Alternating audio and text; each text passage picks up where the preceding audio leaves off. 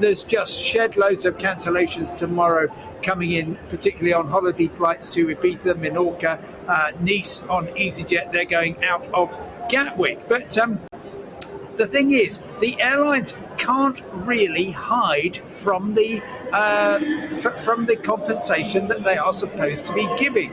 They do pretend that nothing to see here.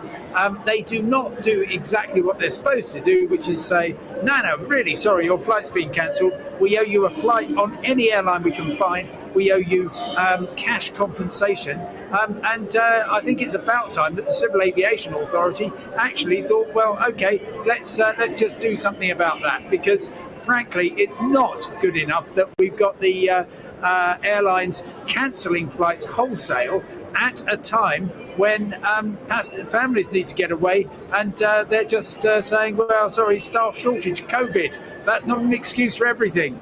Why are there so many flights cancelled? One or two maybe, but so many. What's their reasoning?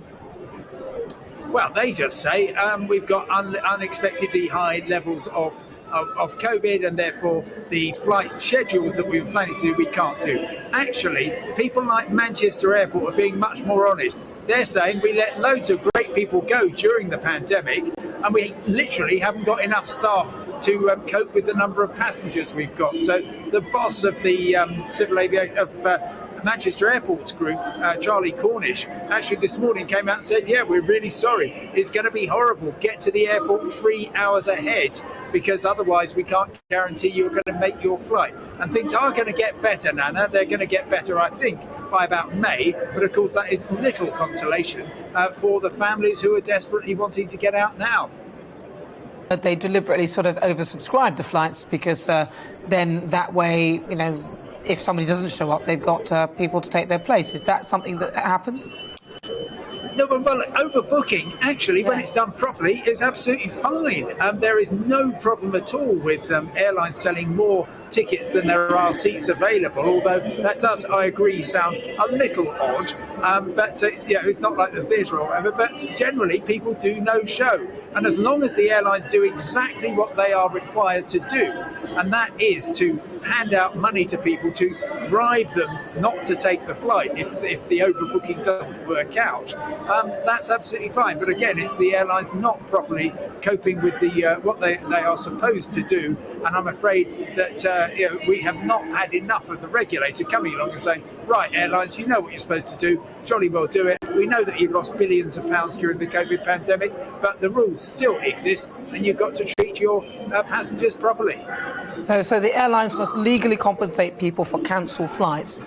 Is that just a full refund, or is that something else? No.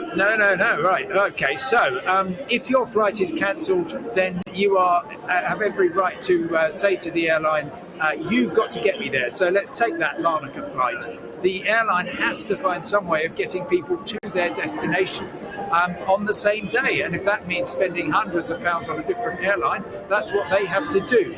They also have to give you hotel accommodation, they have to give you meals, and they have to pay you cash compensation.